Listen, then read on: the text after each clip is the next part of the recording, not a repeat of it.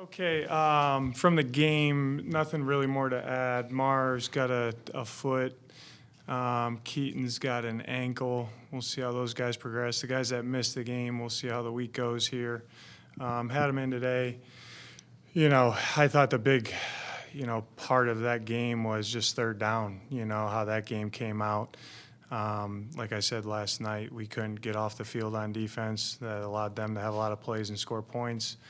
And we didn't convert a lot of third downs on offense, and in turn had to punt it. So couldn't keep our offense on the field, get some plays off, and score points. So, they were really good in the red zone. We didn't get down there much, but we're 50% there. I think we're 100. That's kind of the story of the game. So disappointing, but that locker room, they got a lot to play for this week, and they know that. And we'll have our best effort moving forward to go to LA. What do we got? With Marv, is it not the heel, it's the foot, or is it still the heel? It's his foot.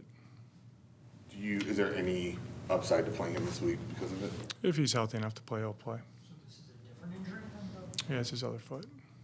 Do you expect to be sitting in that chair a week from today? Yeah. What makes you say that? I have confidence in myself, Bob.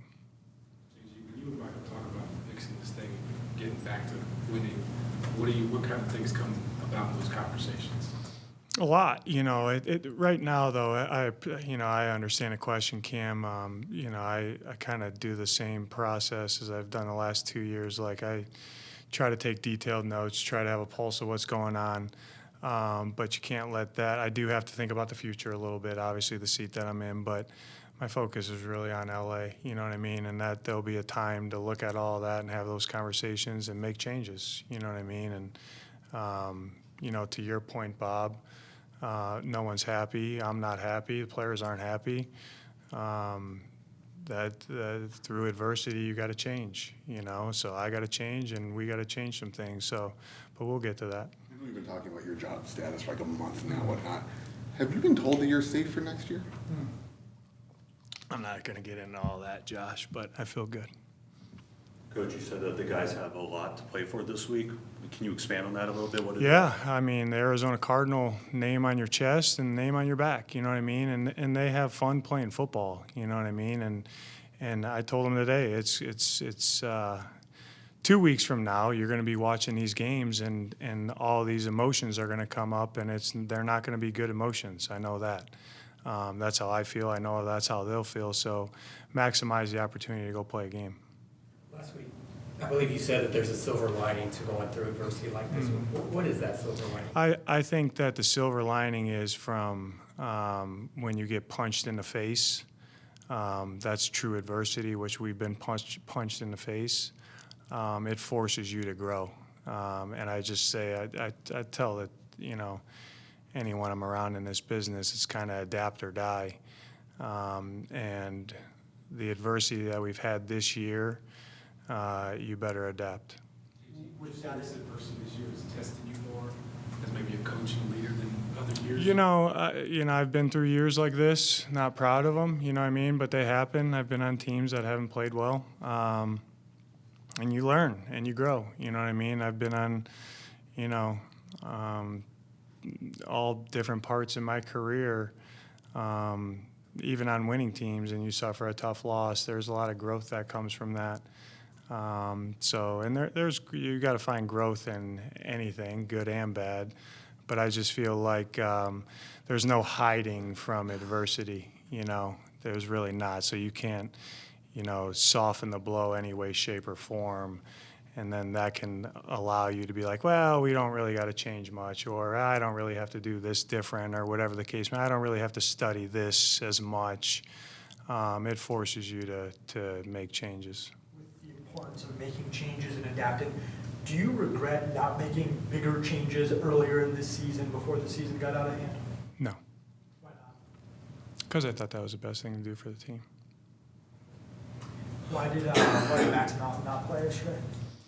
He played. Why did he play on defense? Did he? He played fourth down. Why did he not play on defense?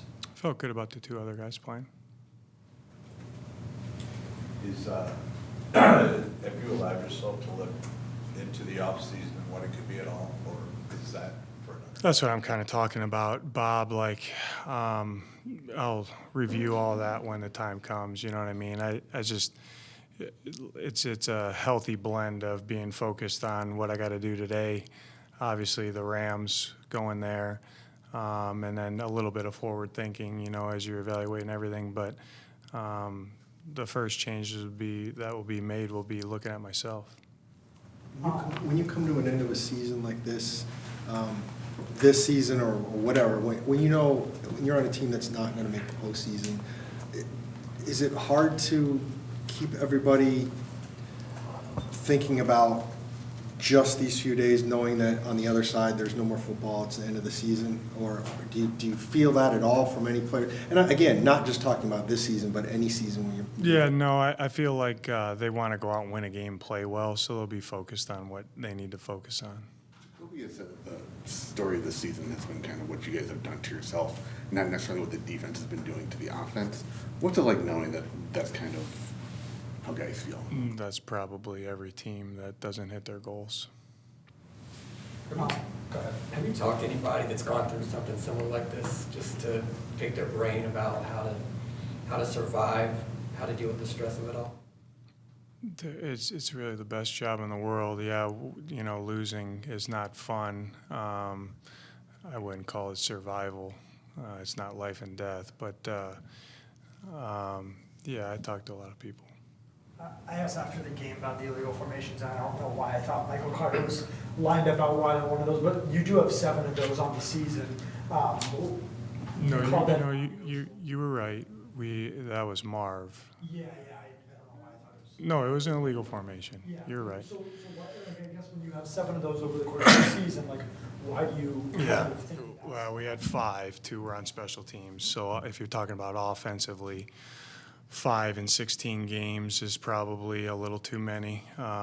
It's not horrible, but that is a non-negotiable. I don't love that. What goes into that a little bit is we got to make sure that we're doing a good job with in-game losing guys going in and out of the game, new faces in and out of the huddle.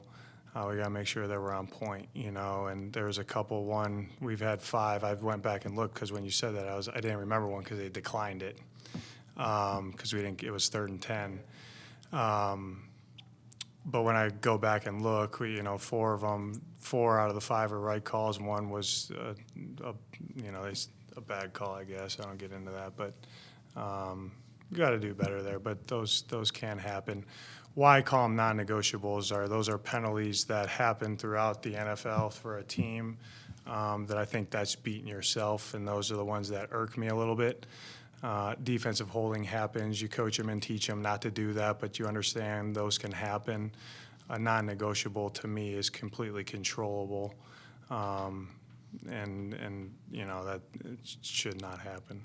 So it's just kind of a matter of, well, you've had a lot of guys in and out of the lineup, and that makes it harder to coach? Yeah, it does. You consider maybe sitting some guys, Jacoby, for instance, letting Keaton go? Go tell Jacoby's going to sit, see what he says. No, Bob, no, I understand your question. Yeah, no, we'll always do what's best for the team, but I know everybody in that locker room wants to play. A lot of, I guess, fans right now making decisions on whether they're going to renew their season tickets, decisions like that next season. What would your message to the fan base be for why they should continue supporting this team? Yeah, just what I told Bo. How long ago was that? A month ago? Stick with us. Stick with us. The sun will rise in the valley.